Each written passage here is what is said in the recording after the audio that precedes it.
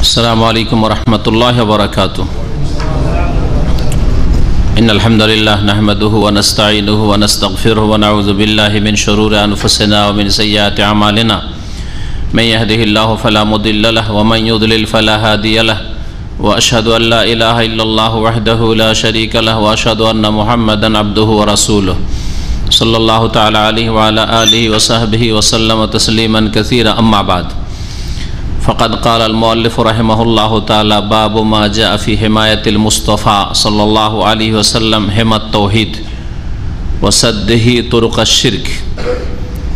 अन अब्दुल्लाह इब्न शिख़ीर रज़ियल्लाहु अन्हु क़ाल इंतलक़्तु फ़ी वफ़्द बनी आमिरिन इला रसूलिल्लाह सल्लल्लाहु अलैहि वसल्लम फ़क़ुलना अंत सय्यदुना फ़क़ाल अस-सय्यद अल्लाहु तबारक व तआला फ़क़ुलना व अफ़दलुना फ़ज़लन व आज़मुना तौलन फ़क़ाल क़ूलू बिक़ौलिकुम औ बाज़ क़ौलिकुम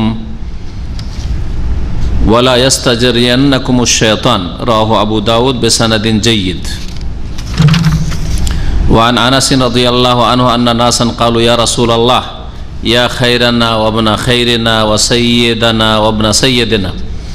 फ़क़ाल रसूलुल्लाह सल्लल्लाहु अलैहि वसल्लम या अय्युहन नास क़ूलू बिक़ौलिकुम वला यस्तहवियन्नकुमुश-शैतान।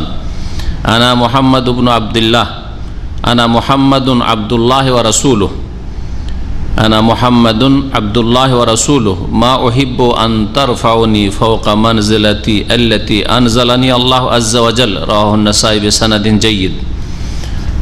মহান আল্লাহর সমস্ত প্রশংসা যে আল্লাহ পাক রব্বুল আলামিন প্রত্যেক মানুষের মান মর্যাদা সুনির্ধারিত করেছেন। যেখানে আল্লাহ পাক রব্বুল আলামিন যাকে রেখেছেন সেখানে রাখাই হচ্ছে তার মান সম্মান করা, তার নিচে নামানো যেমন মানহানি করা তেমনি তার ওপরে উঠানো, বাড়াবাড়ি করা, অতিরঞ্জন করাও তার জন্য অনেক সময় ফিতনা, আবার অনেক সময় যেই ব্যক্তি বাড়াবাড়ি করে তার জন্য অধিকাংশ সময় ফিতনার কারণ। অতিরঞ্জন বাড়াবাড়ি করতে গিয়ে ধর্মের নামে, দিন ইসলামের নামে শিরক বিদআতের সূত্রপাত হয়েছে। আজকে কিতাবুত তাওহীদের ৬৬তম অধ্যায় নিয়ে আলোচনা হবে, যাতে লেখক রহমতুল্লাহ আলাই দুটি হাদিস নিয়ে এসেছেন।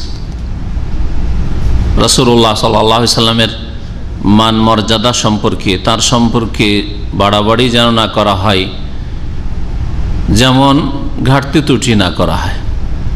রাসূলুল্লাহ সাল্লাল্লাহু আলাইহি ওয়াসাল্লামকে যেখানে আল্লাহ রেখেছেন সেখানেই যেন রাখা হয়, এই বিষয়টা রয়েছে। আসল বিষয়বস্তু হচ্ছে এর উদ্দেশ্য রাসূলুল্লাহ সাল্লাল্লাহু আলাইহি ওয়াসাল্লামের কথা বিশেষভাবে আর অন্য যে কোনো ব্যক্তির ক্ষেত্রে এই বিষয়টি এই জন্য এখানে উল্লেখ করা হয়েছে যে অধ্যায় তিনি যা কায়েম করেছেন তাতে তৌহিদের সুরক্ষা রাসূলুল্লাহ সাল্লাল্লাহু আলাইহি ওয়াসাল্লাম করেছেন এবং তৌহিদের সুরক্ষা হেফাজত করতে গিয়ে শিরকের যতগুলি রাস্তা হতে পারে সবগুলি রাস্তাকে বন্ধ করেছেন, ছিদ্রকে বন্ধ করেছেন। কারো সম্পর্কে বাড়াবাড়ি করলে, বিশেষ করে নেক লোক, সৎ লোক, আম্বিয়া রসুলগণ সম্পর্কে বাড়াবাড়ি করা, যারা আল্লাহ পাক রব্বুল আলামিন নেক বান্দা তাদের সম্পর্কে বাড়াবাড়ি করা, এটা হচ্ছে ঈমানের জন্য বড় ফিতনার কারণ। এভাবেই যুগে যুগে শিরক শুরু হয়েছে। মানব জাতির ইতিহাসে প্রথম শিরকি শুরু হয়েছে অতিরঞ্জন বাড়াবাড়ি করতে গিয়ে নূহ আলাইহিস সালামের যুগে যেসব লোকদের পূজা করা হইতো তাদের মূর্তি তৈরি করে, তারা সবগুলি নেক লোক ছিল, সেই যুগের ভালো মানুষ ছিল, তাদের মূর্তি তৈরি করে কিছুদিন ধরে সামনে রাখা হয়েছে। তারপরে যেই প্রজন্ম যারা এই কাজটি করেছিল সেই প্রজন্ম শেষ হলে আগামী প্রজন্ম এসে তাদের অজ্ঞতার কারণে সরাসরি তাদের পূজা শুরু করেছে। এইভাবেই মানুষের পূজা শুরু হয়েছে। আল্লাহ রাব্বুল আলামিন ইবাদত বন্দেগী, মানুষের উপাসনা, ইবাদত শুরু হয়েছে।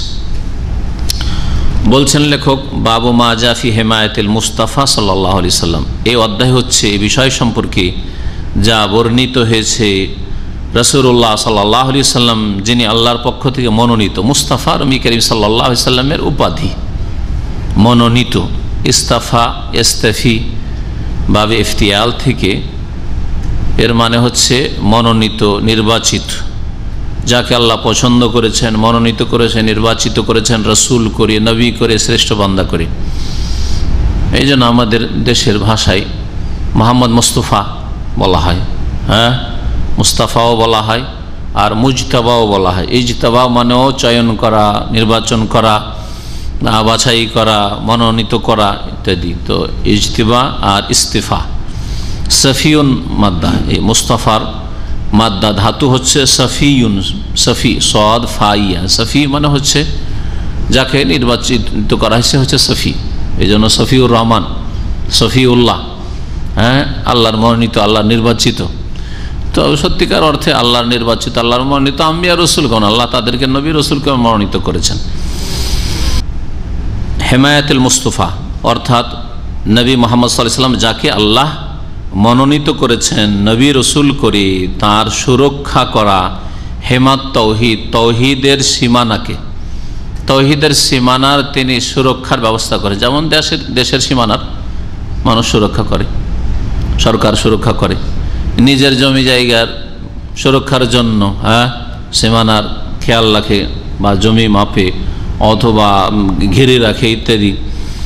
ওয়াসাদ্দিহি তরুকা শিরক, এবং নবী করিম সাল্লাল্লাহু আলাইহি সাল্লামের বন্ধ করে দেওয়া শিরকের রাস্তাগুলি, শিরকের রাস্তাগুলিকে, যতগুলি রাস্তা হতে পারে, যেই সব রাস্তা দিয়ে শিরক শুরু হতে পারে, শিরকের অনুপ্রবেশ ঘটতে পারে, ওই সব রাস্তাকে রাসূলুল্লাহ সাল্লাল্লাহু আলাইহি সাল্লাম বন্ধ করেছেন তার জীবনের বিভিন্ন ক্ষেত্রে। এই মর্মে দুটি হাদিস নিয়ে আসা হয়েছে। এই অধ্যায়টি কিতাবুত তাওহীদে কেন নিয়ে আসলেন? এই জন্য নিয়ে আসা হয়েছে যে এর আগে তাওহীদ সম্পর্কে আলোচনা করা হয়েছে এই গোটা কিতাবুত তাওহীদ শেষ হতে যাচ্ছে, এরপরে একটি অধ্যায় মাত্র আছে। কিতাবুত তাওহীদে তাওহীদ আল্লাহর একত্ব সম্পর্কে আলোচনা করা হয়েছে, তারপরে একত্বের আল্লাহর তাওহীদের পরিপন্থী শিরক সম্পর্কে আলোচনা করা হয়েছে যা তাওহীদকে পুরোপুরি নষ্ট করে। তারপরে কিছু বিষয় এমন আলোচনা করা হয়েছে যেগুলি পুরোপুরি তাওহীদকে নষ্ট না করলে তাওহীদের পূর্ণতাকে নষ্ট করে, হ্যাঁ, তাওহীদের কামাল যেটা পূর্ণতা তা নষ্ট করে, আর তাওহীদকে দুর্বল করে দেয়, কমজোর করে দেয়, এই বিষয়গুলি উল্লেখ করা হয়েছে। আর তারপরে এখানে উল্লেখ করা হয়েছে এমন বিষয়গুলোকে যে যেই সব রাস্তা দিয়ে শিরকের অনুপ্রবেশ করতে পারে। তাওহীদে যে শিক্ষা দেওয়া হলো, শিরক থেকে সতর্ক করা হলো, যা তাওহীদকে নষ্ট করে বা তাওহীদকে দুর্বল করে, অসম্পূর্ণ করে দেয়, এসব থেকে সতর্ক করা হলো। তারপরে ওই সব রাস্তা থেকেও সতর্ক করা হচ্ছে যেসব রাস্তা দিয়ে আপনার জানতে অথবা অজান্তে, জেনে অথবা না জানা অবস্থায়, অনেকে না জানা অবস্থায়, বুঝেন না, জানেন না বা টের পায় না, এই অবস্থায় যাতে করে আপনার মধ্যে, আপনার পরিবারে, আপনার সমাজে, মানুষের মধ্যে শিরকের অনুপ্রবেশ না ঘটে, এই জন্য এখানে বিষয়টি উল্লেখ করা হয়েছে। আব্দুল্লাহ ইবনে শিখীর রাদিয়াল্লাহু তাআলা আনহু থেকে বর্ণিত, তিনি বলছেন, ইনতালাকতু ফি ওয়াফদ বনি আমির, আমি চললাম। ইনতালাকা, ইনতালাক মানে চলা, যাওয়া, ইনতালাক মানে গো, যাও, চলো। আমি চললাম মানে গেলাম, ফি ওয়াফদে বনি আমির, বনি আমের গোত্রের প্রতিনিধিতে, আমের গোত্র, বনি আমের, আমেরের আওলাদ, বনিন ছিল মানে আওলাদ, সন্তান, সন্ততি। তো আমেরের গোত্রের যে ওয়াফদ প্রতিনিধি রাসূলুল্লাহ সাল্লাল্লাহু আলাইহি সাল্লামের কাছে গিয়েছিল, সেই প্রতিনিধির সাথেই আমি গিয়েছিলাম। কার কাছে? রাসূলুল্লাহ সাল্লাল্লাহু আলাইহি সাল্লামের কাছে। এই বিভিন্ন গোত্রের প্রতিনিধিরা রাসূলুল্লাহ সাল্লাল্লাহু আলাইহি সাল্লামের সাথে সাক্ষাতের জন্য, ইসলাম গ্রহণের জন্য অথবা ইসলাম সম্পর্কে জানার জন্য, নবী সাল্লাল্লাহু আলাইহি সাল্লামের সাথে এই বিষয়ে কথা বলার জন্য এসেছিল বিশেষভাবে মক্কা বিজয়ের পরের বছর। মক্কা বিজয় হয়েছে কোন সালে? কত হিজরিতে? অষ্টম হিজরিতে। নবম হিজরিকে আমুল উফুদ বলা হয়। সিরাতুন নবীতে, নবী করিম সাল্লাল্লাহু আলাইহি সাল্লামের সিরাতের যেসব কিতাব লেখা হয়েছে সেগুলিতে আমুল উফুদ মানে প্রতিনিধি সমূহের বছর, প্রতিনিধিদের আগমনের বছর। কারণ ওই সময় যেহেতু মক্কা বিজয় হয়ে গেছে আর কাফের শত্রু বলে কোনো গোত্রের ভয় নেই, তারপরে অনেক গোত্রগুলি যে তামাশা দেখছিল যে এই দ্বন্দ্বে কে জিতে দেখা যাক, যেদিকে পাল্লা ভারী হবে সে, ওইদিকে মানুষের স্বভাব কিন্তু এরকম, হককে অল্প দুর্বল লোকেরা প্রথম কবুল করে, আর যারা মাঝামাঝি তারা তামাশা দেখে, যে যারা জিতবে ওই দলে সামিল হয়ে যাবো, এটা মানুষের স্বভাব। হ্যাঁ, ওই জন্য দেখেন আজকাল গণতন্ত্রের মধ্যে যে ভোট হচ্ছে, দেশে ভোটে দুই শ্রেণীর লোকেরা লড়াই করছে, যাদের বেশি বেশি স্বার্থ রয়েছে, আর মাঝামাঝি কিছু লোক আছে যেদিকে পাল্লা ভারী, আর যারা জিতবে তাদের সাথে আছে। হ্যাঁ, তো কথা হচ্ছে যে এইরকম রাসূলুল্লাহ সাল্লাল্লাহু আলাইহি ওয়াসাল্লাম যখন তাওহীদের দাওয়াত নিয়ে আসলেন আর কুফরি শক্তি বড়ই শত্রুতার বিরোধিতা শুরু করলো, দুই দিকে দুই ভাগ হলো, কিছু লোক ইসলাম কবুল করলো, কিছু লোক ইসলামের চরম শত্রুতা প্রকাশ করলো আর যত কিছু করার করলো, আর কিছু গোত্র ছিল বা কিছু লোকেরা ছিল তারা তামাশা দেখছিল, যেদিকে পাল্লা ভারী হয়, যারা বিজয়ী হবে শক্তিশালী হবে তাদের সাথে হয়ে যাবে। মক্কা বিজয়ের পরে ভালো করে বুঝতে পারলো যে আর কুফরি শক্তির কোনো অস্তিত্ব আরব উপদ্বীপে থাকবে না, সুতরাং এখন আমাদের জন্য কল্যাণ হচ্ছে ইসলামের ছায়াতলে আশ্রয় নেওয়া। অধিকাংশ গোত্রগুলি তখন এসে রাসূলুল্লাহ সাল্লাল্লাহু আলাইহি ওয়াসাল্লামের দেখা সাক্ষাৎ করতে হলো, এটা একটা দিক। আর একটা দিক ছিল যে রাস্তাঘাটও নিরাপদ, কারণ কুফরি শক্তি যে বড় বাধা, যারা ইসলাম গ্রহণ করতে চায় অন্তর থেকে তাদের ইসলাম কবুলেও বাধা, যদি জানতে পারে যারা মদিনা যাচ্ছে তাহলে খবর আছে। এই ভয়টাও কেটে গেল, কারণ কুফরি শক্তি নির্মূল হয়ে গেছে মক্কা বিজয়ের পরে। তো এই জন্য নবম হিজরিতে রাসূলুল্লাহ সাল্লাল্লাহু আলাইহি ওয়াসাল্লামের কাছে মদিনায় বিভিন্ন গোত্রের প্রতিনিধিগুলি এসেছিল ইসলাম কবুল করার জন্য বিশেষভাবে, আর না হলে ইসলাম সম্পর্কে কথোপকথনের জন্য, ইসলাম সম্পর্কে জানার জন্য, জানবো তারপরে কবুল করার হলে কবুল করে নেব। এই আব্দুল্লাহ বিন শাখির বলছেন যে ফাকুলনা, আমরা বললাম, মানে আমাদের গোত্রের লোকেরা বললো, আমিও ছিলাম, আনতা সাইয়্যিদুনা, নবী সাল্লাল্লাহু আলাইহি ওয়াসাল্লামকে সম্বোধন করে তারা বলল যে আপনি হচ্ছেন আমাদের সৈয়দ, আমাদের মালিক, আমাদের নেতা সৈয়দ। সাদা ইয়াসুদো থেকে সিয়াদাতুন থেকে সৈয়দ, এ সৈয়দ শব্দটি, তো সাদা ইয়াসুদো মানে নেতৃত্ব দেওয়া, সিয়াদাত নেতৃত্ব দেওয়া, হ্যাঁ, লিডারশিপ যেটাকে বলা হয়, যেমন কাদা ইয়াকুদু কিয়াদাতান, ওইরকম সাদা ইয়াসুদু সিয়াদাতান, হ্যাঁ, সাকা ইয়াসুকু সিয়াকাতান, এগুলির অর্থ কাছাকাছি। এই যেমন ড্রাইভারকে সায়েক বলা হচ্ছে, হ্যাঁ, ড্রাইভার কি করে, গাড়ি খেয়ে চালায়। কোন একটা জাতিকে যদি কেউ পরিচালনা করে তো সেও যেন পরিচালনা করছে, এই অর্থে তার মধ্যে সিয়াকা রয়েছে। কাদা ইয়াকুদু কিয়াদ, এই জন্য মোহাম্মদ আলী জিন্নাহকে কায়েদে আজম কেন বলতো, কাদা ইয়াকুদু কিয়াদাতান মানে লিডারশিপ, হ্যাঁ, কায়েদে আজম মানে মহান লিডার। ওই যুগে পাকিস্তান আমলে 47-এ পাকিস্তানিরা, আর তখনকার দুই পাকিস্তান, পূর্ব পাকিস্তান পশ্চিম পাকিস্তান, তারা এই উপাধি দিয়েছিল তাকে, যে হয়েছে মহান লিডার। সত্যিকার অর্থে আমাদের মহান লিডার মুহাম্মদ রাসূলুল্লাহ সাল্লাল্লাহু আলাইহি ওয়াসাল্লাম, কোনো মানুষ নয়। তো এই কিয়াদা ওই রকমই সাদা ইয়াসুদু সিয়াদা থেকে সৈয়দ, সাদা ইয়াসুদু মানে যে নেতৃত্ব দেয়, সৈয়দ ছিল আসলে, যেহেতু সিন ওয়াও দাল মাদ্দা। তো আপনি আমাদের নেতা মালিক, ফাকালা, তখন নবী করিম সাল্লাল্লাহু আলাইহি ওয়াসাল্লাম বলেন আস-সাইয়্যিদ আল্লাহ তাবারাক ওয়া তাআলা, সত্যিকার অর্থে সৈয়দ হচ্ছেন আল্লাহ তাবারাক ওয়া তাআলা, মহান আল্লাহ তাআলা। আস-সাইয়্যিদ কে? জি জি। প্রশ্ন আর উত্তরে দেখেন তারা সম্বোধন করে কি বলেছিল, সাইয়্যিদুনা, আপনি আমাদের কি, আমাদের নেতা, আমাদের সরদার, আমাদের মালিক, এগুলি হচ্ছে অর্থ সৈয়দের। আজকাল সৈয়দ শব্দটি সারের অর্থে ব্যবহার করা হচ্ছে, হ্যাঁ, সৈয়দ সারের অর্থে ব্যবহার করা হচ্ছে নতুন আরবিতে, আজকাল ইংলিশ থেকে নিয়ে এসছে না। বলা যখন হয়েছে সম্বোধন করে নবী সাল্লাল্লাহু আলাইহি ওয়াসাল্লাম, তখন সৈয়দ ও মোজাফ নাম, আমাদের সরদার, সৈয়দুনা আমাদের সরদার, আমাদের মালিক, হ্যাঁ, আমাদের নেতা বলা হয়েছে, এজাফত করে বলা হয়েছে। আর নবী করিম সাল্লাল্লাহু আলাইহি ওয়াসাল্লাম বলছেন যখন, তখন এই কথা বলছেন না যে সৈয়দুনা আল্লাহ তাআলা, আমাদের সরদার, আমাদের মালিক, হ্যাঁ, আল্লাহ তাআলা, এই কথা বলছেন না, সৈয়দুনা বলেননি, কি বলছেন, আস-সাইয়্যিদ, আলিফ লাম দিয়ে বলছেন। কি বলেছেন? আলিফ লাম দিয়ে বলছেন। আলিফ লাম দিলে পূর্ণ অর্থ হয়। সৈয়দনা মানে আমাদের মালিক, আমাদের মালিক হতে পারে, অন্যের মালিক নয়। হ্যাঁ, কিন্তু as-sayyid আলিফ লাম, যেমন হামদুন মানে প্রশংসা, আর আলহামদু মানে যাবতীয় প্রশংসা, ঠিক না? সমস্ত রকমের প্রশংসা। তাহলে as-sayyid মানে সার্বিক নেতৃত্ব, সার্বিক মালিকানা কার হাতে? আল্লাহর হাতে, পূর্ণ মালিকানা। as-siyadatul কামেলা, as-siyadatul মুতলাকা। এইজন্য as-sayyid নবী সাল্লাল্লাহু আলাইহি সাল্লাম তাহলে এ কথা বললেন না। যদি পুরোপুরি নিষিদ্ধ হইতো তো বলতেন সাইয়্যিদানা বলিও না, লা তাকুলু সাইয়্যিদানা। বলেছেন কি কথা? সাইয়্যিদানা বলিও না। একটু গভীরভাবে হাদিসটা চিন্তা করেন। এ কথা বললেন যে সাইয়্যিদানা বলিও না, বললেন যে সত্যিকার অর্থে সাইয়্যিদ, as-sayyid আল্লাহ তাবারক ওয়া তাআলা। as-sayyid পূর্ণ সার্বিক ক্ষেত্রে পুরোপুরি মালিক, হ্যাঁ, কে? আল্লাহ তাবারক ওয়া তাআলা। এই কথা বললেন।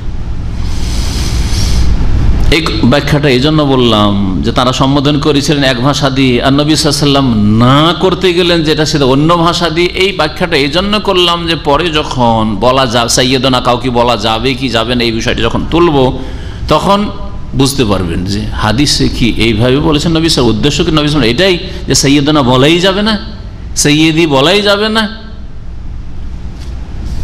ফাকুলনা, অতঃপর আমরা বললাম আফদালুনা ফাজলান, অনুগ্রহের দিক থেকে বা শ্রেষ্ঠত্বের দিক থেকে আপনি আমাদের মধ্যে সবচেয়ে উত্তম। ওয়া আযামুনা তাওলান, এবং আমাদের মধ্যে আপনি অভাবমুক্ত হওয়ার দিকে। তাওলান মানে গিনান, তাওল মানে হচ্ছে গিনা। ওমান লাম ইয়াস্তাতি মিনকুম তাওলান, কোরআনে কারীমে, যার কাছে তোমাদের মধ্য থেকে যার সামর্থ্য নেই, তাওলান মানে আর্থিক অভাবমুক্ত নয়। আইয়ান কেহাল মহসানাত, যে স্বাধীন মহিলাকে বিয়ে করবে। ফামিম্মা মালাকাত আইমানুকুম মিন ফাতায়াতিকুল মুমিনাত, তাহলে দাসীকে, কিত দাসীকে বিয়ে করতে পারে। আল্লাহ রাব্বুল আলামিন বলেছেন। তো ওখানে তাওলান মানে গিনানের অর্থে রয়েছে অভাবমুক্ত হওয়া। তাওলের অর্থ গিনা, অভাবমুক্ত হওয়া হয়, সচ্ছল হওয়া হয়, ক্ষমতাবান হওয়া হয়, দানশীল হওয়া হয়, অনুগ্রহকারী হয়, এগুলো অর্থ হয়। তাহলে সবগুলি অর্থ মিলিয়ে যদি বলি যে তারা বলেন ওয়াজামনা তাওলান, আমাদের মধ্যে আপনি ক্ষমতার দিক থেকে বা দানের দিক থেকে, অনুগ্রহের দিক থেকে মহান, মহান, অতি মহান। ফাকালা, নবী সাল্লাল্লাহু আলাইহি ওয়াসাল্লাম বলেন কুলু বিকাউলিকুম আও বাযা কাউলিকুম, তোমরা তোমাদের কথা বলো, আও বাযা কাউলিকুম, অথবা তোমরা যেসব কথা বলো তার কিছু কথা বলো। মানে এইভাবে বলতে বলতে আমার বেশি বাড়াবাড়ি করিও না। এইখানেও চিন্তা করে এই কথা বললেন না যে তোমরা এইভাবে বলিও না। আফজালুনা ফাজলান, আমাদের মধ্যে ফজিলতের দিক থেকে, শ্রেষ্ঠত্বের দিক থেকে আপনি সবচেয়ে উত্তম, এ কথা বলিও না, নিষেধ করলেন না। কিন্তু ওয়াজামনা তাওলান, আমাদের মধ্যে অভাবমুক্ত হওয়ার দিক থেকে বা ক্ষমতার দিক থেকে বা অনুগ্রহের দিক থেকে আপনি সবচেয়ে মহান, এই কথা বলিও না, এই কথা বলে না। বলে যে তোমাদের এই কথা, তোমাদের কথা বলো অথবা তোমাদের কিছু কথা বলো। মানে এইরকম প্রশংসামূলক কথা বলতে গিয়ে বাড়াবাড়ি করে না, সব কথাই বলে ফেলছো, এরকম করিও না। যা মুখে আসে তাই বলে ফেলছো, এরকম করিও না। তার সাথে সাথে সতর্ক করছেন ওয়ালা ইয়াস্তাজরিয়ান্নাকুমুশ শায়তান, শয়তান তোমাদেরকে যেন উস্কানি না দেয়, তোমাদেরকে যেন আকৃষ্ট করে না নিয়ে যায়। শয়তান তোমাদেরকে প্ররোচিত করে উস্কানি দিয়ে তোমাদেরকে অতিরঞ্জন বাড়াবাড়িতে লিপ্ত করে দিল, তোমাদেরকে শিরকে লিপ্ত করে দিল, এইরকম যেন না করে দেয়। ইস্তাজরিয়া জারিয়ন থেকে, জারিয়ন মানে দৌড় দেওয়া, আর ইস্তিজরা মানে শয়তান দিল দৌড়িয়ে, তোমাদেরকে তাড়িয়ে দিল, আসল জায়গা থেকে তোমাদেরকে তাড়িয়ে দিল, উৎক্ষিপ্ত করে দিল, এইরকম যেন না হয়। রাওয়াহু আবু দাউদ বিসানাদিন জাইদ, ইমাম আবু দাউদ রাহমাতুল্লাহ আলাইহি হাদিসটি বর্ণনা করেছেন উত্তম সনদে। মুসনাদ আহমদেও হাদিসটি রয়েছে। দ্বিতীয় হাদিসটা তরজমা করি, তারপরে বলবো যে কাউকে সৈয়দি বা সৈয়দনা বলা যাবে কি যাবে না, as-sayyid আলিফ লাম দিয়ে আর সৈয়দি সৈয়দনাতে পার্থক্য আছে কি নেই, এই বিষয়গুলি বলবো। আনাস রাদিয়াল্লাহু তাআলা আনহু থেকে বর্ণিত দ্বিতীয় হাদিস, তিনি বলছেন আন্না নাসান কালু, কিছু লোকেরা একবার বলল, ইয়া রাসূলুল্লাহ, হে আল্লাহ রাসূল সাল্লাল্লাহু আলাইহি ওয়াসাল্লাম। নবী সাল্লাল্লাহু আলাইহি ওয়াসাল্লামকে এইভাবে সম্বোধন সাহাবায়ে কেরাম করতেন, ইয়া রাসূলুল্লাহ বলতেন বা ইয়া নবী আল্লাহ বলতেন, কেউ নাম বলতেন না, নাম বলে সম্বোধন করতেন না, কারণ আল্লাহ পাক নিষেধ করেছেন কোরআনে কারিমে। আল্লাহ পাক রব্বুল আলামিন নিষেধ করেছেন, লা তাজআলু দুআর রাসূল বাইনাকুম কা দুআই বা'দিকুম বা'যা, তোমরা রাসূলের ডাকাকে এমন করিও না যেমন তোমরা পরস্পরকে ডেকে থাকো। লা তাজআলু দুআর রাসূল, রাসূলুল্লাহ সাল্লাল্লাহু আলাইহি ওয়াসাল্লামকে ডাকা করিও না কা দুআই বা'দিকুম বা'যা, যেমন তোমাদের একে অপরকে ডেকে থাকো এরকম, একে অপরকে আব্দুল্লাহ ভাই, হ্যাঁ শরীফ ভাই, হ্যাঁ এইভাবে যে ডাকছেন, এইভাবে তোমরা বললাম ইয়া মোহাম্মদ, হ্যাঁ ইয়া আখি মোহাম্মদ, ইয়া আখি আহমদ, না চলবে না, এরকম না, এরকম করে ডাকবে না, আল্লাহ নিষেধ করেছেন। নবী করিম সাল্লাল্লাহু আলাইহি ওয়াসাল্লাম কে ডাকতে নিষেধ করেছেন এইভাবে। তো সাহাবায়ে কেরামরা কোরআনের প্রতি সবচেয়ে বেশি আমলকারী ছিলেন, তার নবী সাল্লাল্লাহু আলাইহি ওয়াসাল্লামকে এইভাবে বলতেন। কোনো জাহেল মূর্খ বেদুইন হয়তো প্রথম দিন এসেছে, আদব কায়দা শিখেনি, দূর থেকে হয়তো ইসলাম গ্রহণ করেছে, প্রথম মজলিসে এসেছে, আসার পরে ইয়া মোহাম্মদ, হে মোহাম্মদ আমাকে এই মাসলা বলেন, হ্যাঁ অথবা আমাকে দেন কিছু, আল্লাহ যা আপনাকে দিয়েছে, এরকম দু একটা ঘটনা এরকম আছে। যারা অসভ্য ছিল, বেদুইন যাযাবর, ইসলাম গ্রহণ করেছে দূর থেকে, তারপরে এসছে, প্রথম দিনই হয়তো এসছে, এইরকম হয়তো কখনো হয়েছে। ইয়া রাসূলুল্লাহ, ইয়া খায়রানা, তারপরে ইয়া রাসূলুল্লাহ বলে ক্ষান্ত না, ইয়া খায়রানা, হে আমাদের সর্বশ্রেষ্ঠ। নবী সাল্লাল্লাহু আলাইহি ওয়াসাল্লাম কি সর্বশ্রেষ্ঠ নন? এতটুকু তো একেবারে ঠিক আছে, তাই না?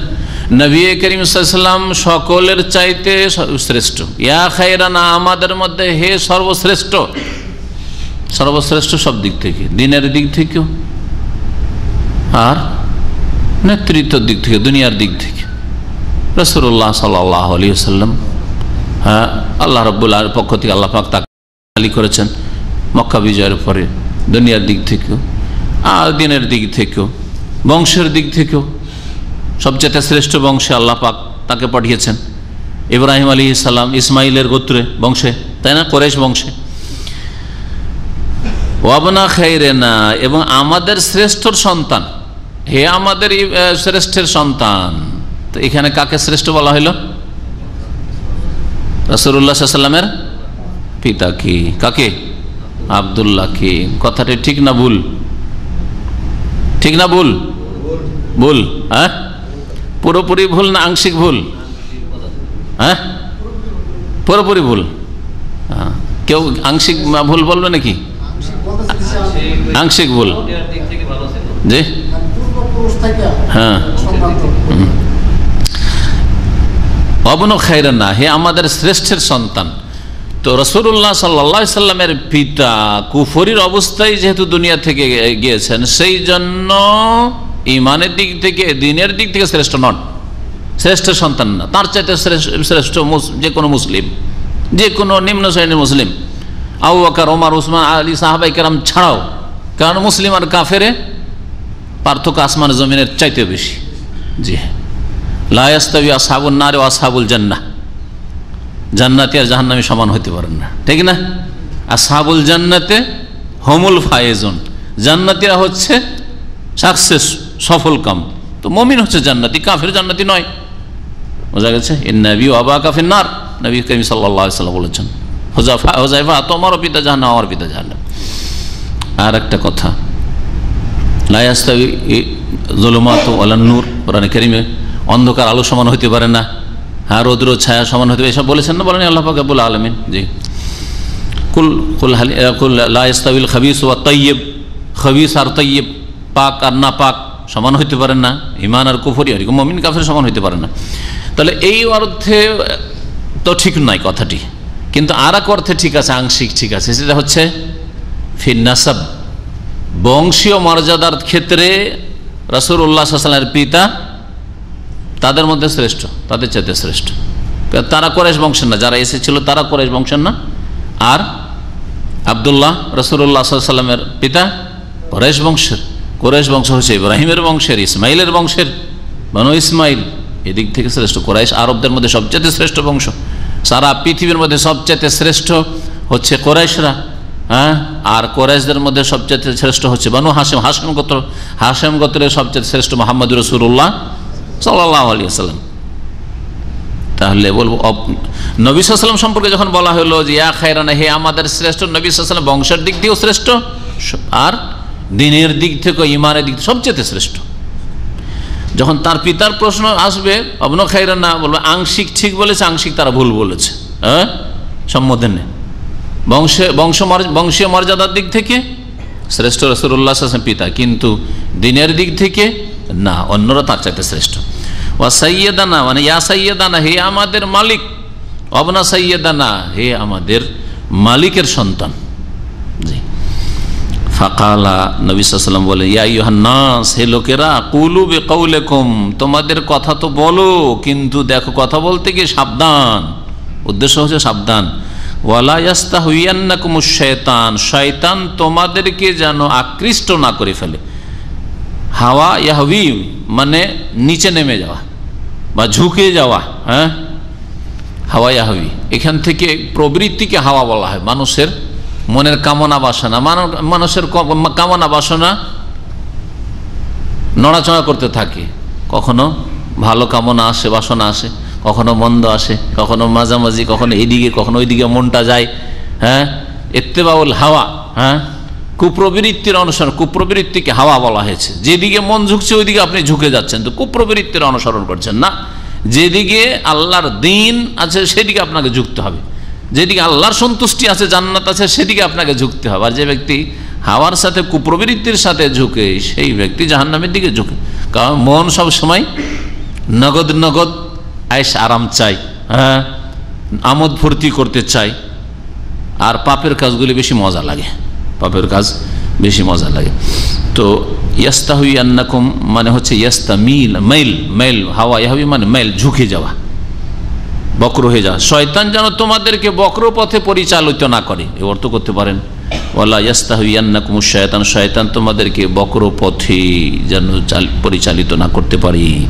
আনা মুহাম্মাদুন, আমি মুহাম্মদ সাল্লাল্লাহু আলাইহি ওয়াসাল্লাম, আব্দুল্লাহ, আল্লাহর বান্দা। নবী সাল্লাল্লাহু আলাইহি ওয়াসাল্লামের এটি হচ্ছে হ্যাঁ সবচেয়ে উত্তম গুণ, আব্দুল্লাহ, আল্লাহর বান্দা। আল্লাহর বান্দা হওয়া উত্তম গুণ বুঝতে পারছেন না? না, বান্দা উবুদিয়ত, গোলামি হচ্ছে দুই রকম, খাস গোলামি আর এটা হচ্ছে আম গোলামি। আম ব্যাপক অর্থে আল্লাহর সমস্ত সৃষ্টি আল্লাহর গোলাম, কারণ আল্লাহ যেই সৃষ্টিকে যেই কাজের জন্য যেই প্রকৃতি দিয়ে যে নেচার দিয়ে সৃষ্টি করেছেন ওই নেচারই চলতে হচ্ছে। যেই গাছকে যেই ফলের জন্য তো আল্লাহ সৃষ্টি করেছে ওই ফলই দিচ্ছে, যতটুকু স্বাদ দেওয়ার জন্য আল্লাহ সৃষ্টি করেছে ততটুকু দিচ্ছে, কিন্তু তাই না? গুটি আমের গাছে কখনো ফজলি আম হবে না, হ্যাঁ, লিচুর গাছে কখনো জাম হবে না, হবে না। তো এদিক থেকে আল্লাহর সমস্ত সৃষ্টি, পশু পাখি কীট পতঙ্গ মানুষ জিন মালাইকা সব হচ্ছে আল্লাহর কি বান্দা। কাফেরকে এই অর্থে আল্লাহ রাব্বুল আলামিন বান্দা বলে সম্বোধন করেছে, ইয়া ইবাদিয়াল্লাযিনা আসরাফু আলা আনফুসিহিম, হে আমার বান্দারা যারা নিজেদের উপর জুলম অত্যাচার করেছো, কুফরি করে, শিরক করে, জিনা করে, খুন করে, পাপ করে, নামাজ ছেড়ে, হ্যাঁ, অন্যায় করে, লা তাকনাতু মির রাহমাতিল্লাহ। এখানে কি খাস বান্দাদেরকে আল্লাহ সম্বোধন করেছেন? সকলকে। হ্যাঁ, তো একটা হচ্ছে আম অর্থ, যে অর্থে আল্লাহর সকল মখলুক, সকল সৃষ্টি হচ্ছে আল্লাহর বান্দা, আল্লাহর গোলাম। আল্লাহর দাসত্ব ছাড়া কোনো উপায় নেই, সে স্বেচ্ছায় মানুক অথবা অনিচ্ছাকৃত মানুক। আল্লাহর দাসত্ব স্বেচ্ছায় মানুক অথবা অনিচ্ছাকৃত। আল্লাহর সমস্ত সৃষ্টি আল্লাহর উবুদিয়াত, আল্লাহর গোলামি করে। একমাত্র মানুষ আর জিন ছাড়া, মানুষ জিন দুই ভাগে বিভক্ত। মানুষ জিনের মধ্যে যেহেতু চিন্তা চেতনা বুদ্ধি এইসব আল্লাহ পাক দিয়েছেন, সেই জন্য এদের অধিকাংশ হচ্ছে অবাধ্য। এরা নিরুপায় যখন হয়, যেসব কথা কাজে, যেসব বিষয়ে নিরুপায়, সেই ক্ষেত্রে আল্লাহর গোলামি করতে বাধ্য। আর যেখানে নিজে পারে, ক্ষমতা আল্লাহ দিয়ে রেখেছেন, স্বাধীনতা দিয়ে রেখেছেন, এটাও করতে পারে, এটাও করতে পারে, এদিকেও যেতে পারে, ওইদিকেও যেতে পারে, ওখানে গিয়ে অধিকাংশ মানুষ আর জিন আল্লাহর বিরুদ্ধাচরণ করে, হ্যাঁ, গোলামিকে অস্বীকার করে। আমার কথা বুঝছেন না? হ্যাঁ, উদাহরণ দিয়ে বুঝাই তাহলে বুঝবেন। আমাদের কিছু বিষয় আছে যে বিষয়গুলো আমরা নিরুপায়, ওখানে গিয়ে আল্লাহর গোলামি ছাড়া কোনো উপায় নেই, মুসলিম হোক আর কাফের হোক। মওতের সময় যখন চলে আসবে তো মুসলিমও নিরুপায় আর কাফেরও নিরুপায়। যেই অবস্থায় আল্লাহ মারতে চান ওই অবস্থায় মরতে হবে ওকে, ঠিক না? আল্লাহ যদি বালা মুসিবতে ফেলতে চান, আল্লাহ যদি অসুস্থ করতে চান, তো কোনো শক্তির ক্ষমতা নেই, না আছে, ওখানে কিন্তু নিরুপায়। তারপরে সৃষ্টিগত যেসব গুণ আমাদের দেওয়া আছে, নিদ্রা, ভরে যাওয়া, তারপরে হাতের কাজ হাত দিয়ে করা, চোখের কাজ চোখ দিয়ে করা, কানের কাজ কান দিয়ে করা, নাকের কাজ নাক দিয়ে করা, পায়ের কাজ পা দিয়ে করা, মুসলিমও করে কাফেরও করে, ঠিক না? যে নাস্তিক আল্লাহদ্রোহী, আল্লাহর দুশ্মন, আল্লাহর অস্তিত্ব মানে না, সেও ওই কাজগুলি ওইভাবেই করে যেভাবে একজন মুসলিম অনুগত বান্দা করে, করে না? করে না? আচ্ছা, আল্লাহকে মানি না, আমি বিশ্বাস করি না। তাহলে আল্লাহ এইভাবে সৃষ্টি করেছেন, তো এর তোমার নেচার বিরোধী কাজ করো। মুখে খাবো না, নাক দিয়ে ঢুকিয়ে খাবো, ক্ষমতা আছে? হ্যাঁ, নাকে শুনবো না, কানে শুনবো, আর কানে শুনবো না, নাক দিয়ে শুনবো, ক্ষমতা আছে? এইগুলি ক্ষেত্রে গোলামি করা ছাড়া তাদের কোনো উপায় নেই। কিন্তু যেখানে আল্লাহ স্বাধীনতা দিয়েছেন, ভালো কাজ আছে, মন্দ কাজ আছে, তখন তারা ভালো রাস্তায় না গিয়ে মন্দ রাস্তা বাছাই করে, মন্দ রাস্তায় চলে, এখানে আল্লাহর গোলামি করে না। এই জন্য সূরা হজে আল্লাহ বলেছেন কাসীরুম মিনান নাস, কাসীরুম মিনান নাস। আল্লাহ রাব্বুল আসমান জমিনে যে কেউ আছে, যে যা কিছু আছে সিজদা করে আল্লাহকে, এ কথা বলার পরে মানুষের ক্ষেত্রে কিন্তু সকল মানুষের কথা বলেন, ওয়া কাসীরুম মিনান নাস, অনেক মানুষই আল্লাহকে সিজদা করে, ওয়া কাসীরুন হাক্কা আলাইহি দালালা, আর অনেক মানুষ আছে যাদের উপর ভ্রষ্টতা, গুমরাহির বাস্তবায়ন হয়েছে। যেখানে স্বাধীন নিজেকে পেয়েছে সেখানে আল্লাহর অবাধ্য হয়েছে, আল্লাহর গোলামি স্বীকার করেনি। এটা হচ্ছে আম গোলামি। হ্যাঁ, আম গোলামি আর খাস গোলামি বুঝাচ্ছিলাম। তো আম গোলামিতে মুসলিম কাফের, সৎ অসৎ সকলে সমান। আর খাস গোলামি, একটা খাস গোলামি যে মুসলিম আল্লাহর গোলামি করে, যেই ক্ষেত্রে আল্লাহ যেভাবে চলতে বলেছেন, যে যত সুন্দর মুসলিম, যত ভালো মুসলিম হবে, তত বেশি আল্লাহর কি করে? আনুগত্য করে, আল্লাহকে ভয় করে, আল্লাহর আনুগত্য, আল্লাহকে মেনে চলে, আল্লাহর দিন মেনে চলে, আল্লাহর আদেশ নিষেধ মেনে চলে। রাসূলুল্লাহ সাল্লাল্লাহু আলাইহি সাল্লাম মুমিনদের সবচেয়ে শ্রেষ্ঠ মুমিন, ঠিক না? তাহলে আল্লাহর সবচেয়ে বড় খাস বান্দা কে? কে?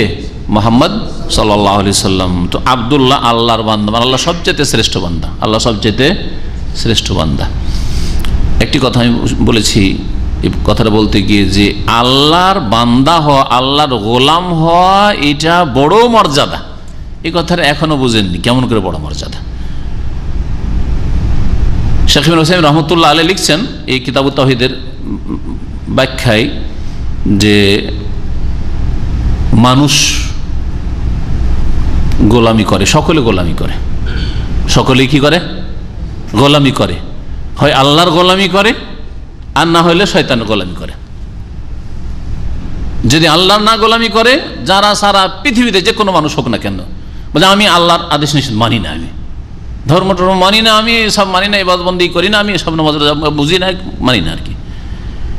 যেই ব্যক্তি আল্লাহর ইবাদত করে না, সে শয়তানের অবশ্যই ইবাদত করে। জি হ্যাঁ, কারণ সে কুপ্রবৃত্তির অনুসরণ করে, যেটাকে আল্লাহ পাক শয়তানের পূজা বলে একাধিক আয়াতে আখ্যায়িত করেছেন। আলাম আহাদ আলাইকুম ইয়া বানি আদম আল্লাহ তা'বুদুশ শায়তান ইন্নাহু লাকুম আদু মুবিন। কোরআনে কারীমে আছে না নেই? কোন সূরায় মনে আছে? সূরা ইয়াসিন। আলাম আহাদ আলাইকুম, তোমাদেরকে কি এই শিক্ষা দিনি, এই উপদেশ দিনি যে আল্লাহ তা'বুদুশ শায়তান, তোমরা শয়তানের পূজা করবে না, শয়তানের ইবাদত করবে না। ইন্নাহু লাকুম আদু মুবিন, শয়তান হচ্ছে তোমাদের প্রকাশ্য শত্রু। তারপরে ইব্রাহিম আলাইহিস সালাম যখন পিতাকে হিদায়াতের জন্য দ্বীনের দিকে আহ্বান করেছিলেন, আল্লাহর তাওহীদ একত্রের দিকে, তখন বলেছে ইয়া আবাতি লা তা'বুদিশ শায়তান, হে সম্মানিত আব্বা, আপনি শয়তানের পূজা করিয়েন না, শয়তানের গোলামি করিয়েন না, লা তা'বুদিশ শায়তান। তাহলে মানুষ দুই ভাগে বিভক্ত, হয় শয়তানের গোলামি করে, আর না হলে সৃষ্টিকর্তা স্রষ্টার গোলামি করে। তাহলে চিন্তা করুন, স্রষ্টার গোলামি করা কত বড় সম্মান। শয়তানের পূজা থেকে, শয়তানের গোলামি করা থেকে মুক্ত। শয়তানের গোলামির যে শৃঙ্খল রয়েছে তার থেকে সে স্বাধীন। আর যেই ব্যক্তি আল্লাহ পাকের ইবাদত বন্দি করে, আল্লাহর দিন মানে না, সে হচ্ছে শয়তানের গোলাম। সে স্বীকার করুক আর নাই করুক।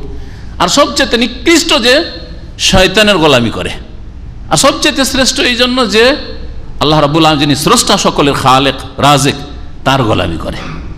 আর সবচেয়ে শ্রেষ্ঠ গোলাম, শ্রেষ্ঠ বান্দা মুহাম্মদ রাসূলুল্লাহ সাল্লাল্লাহু আলাইহি সাল্লাম। এই জন্য রাসূলুল্লাহ সাল্লাল্লাহু আলাইহি সাল্লামের উপাধি, সবচাইতে উত্তম উপাধি হচ্ছে আব্দুল্লাহ, আল্লাহর বান্দা, আল্লাহর খাস বান্দা, শ্রেষ্ঠ বান্দা। ওয়া রাসূলুহু, এবং আরেকটি উপাধি রাসূলুল্লাহ সাল্লাল্লাহু আলাইহি সাল্লামের, রাসূলুল্লাহ, আব্দুল্লাহ, রাসূলুল্লাহ, এবং তার রাসূল। তার রাসূল মানে রাসূলুল্লাহ, ঠিক না? আল্লাহর বান্দা, আল্লাহর রাসূল, আল্লাহর রাসূল, এটিও রাসূলুল্লাহ সাল্লাল্লাহু আলাইহি সাল্লামের গুণ, জি, উপাধি। আল্লাহর রাসূল মানে কি? রাসূল মানে হচ্ছে দূত। দূতের কাজ কি? খবর পৌঁছানো। তাহলে আল্লাহ রাব্বুল আলামিনের দিনের সংবাদ, আল্লাহ কেমন জীবন ব্যবস্থা চান, সেটা জানতে হবে কার মাধ্যমে? একমাত্র মুহাম্মদ রাসূলুল্লাহ সাল্লাল্লাহু আলাইহি ওয়াসাল্লামের মাধ্যমে, এবং তাকে মানার মাধ্যমেই সে আল্লাহর মনোনীত দিন পাওয়া যেতে পারে। তার মাধ্যম ছাড়া অন্য কোনো তরিকা দিয়ে বলবেন যে শর্টকাট রাস্তা দিয়ে জান্নাত পাবো, কোনো রাস্তা নেই, কোনো রাস্তা নেই। নবী সাল্লাল্লাহু আলাইহি ওয়াসাল্লামের অনুসরণ করা ছাড়া জান্নাত নেই, মিল্লাতে রাসূলুল্লাহ ছাড়া কোনো তরিকা নেই।